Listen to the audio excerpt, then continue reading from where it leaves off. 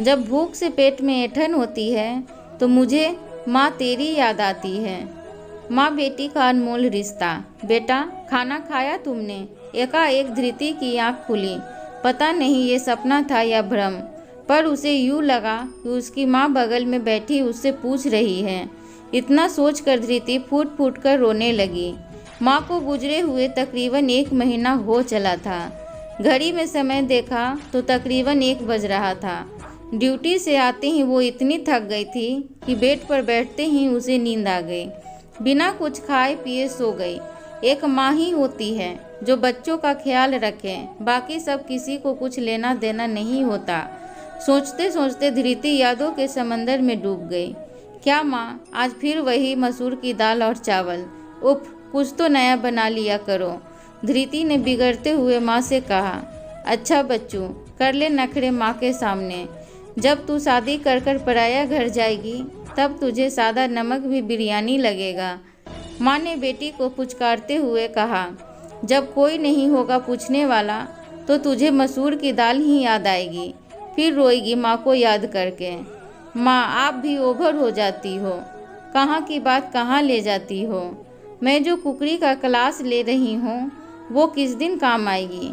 फिर रोज़ रोज़ मैं खुद भी अच्छा खाना बनाकर माँ जैसी सास को खिलाऊंगी और खुद भी खाऊंगी। धृति ने हंसते हुए कहा। और माँ बेटी की हंसी ठिठोली से घर चहक उठा। धृति अभी यादों के भंवर में गुम थी कि तभी सास की आवाज़ से उसकी तंद्रा टूटी।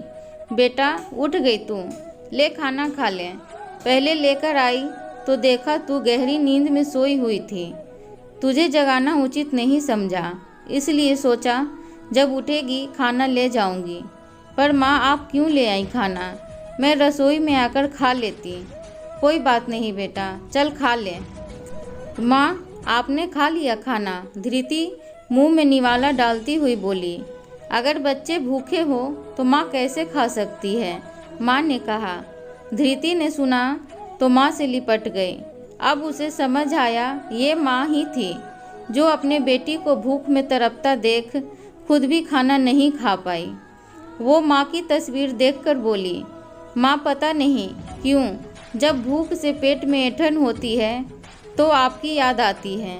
पास खड़ी अपनी सास के पास मुड़ के बोली। एक माँ को छोड़ दूसरी माँ मिल गई और अब क्या चाहिए मुझे?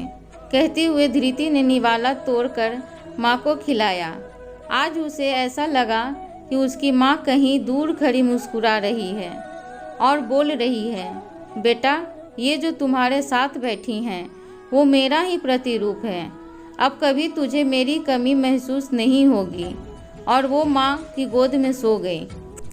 तो दोस्तों, उम्मीद है आज की कहानी आप सभी को अच्छी लगी होगी। तो प्लीज़ लाइक करें, चैनल को सब्सक्राइब करें। आपकी क्या राय है कमेंट बॉक्स में ज़रूर बताएं। धन्यवाद।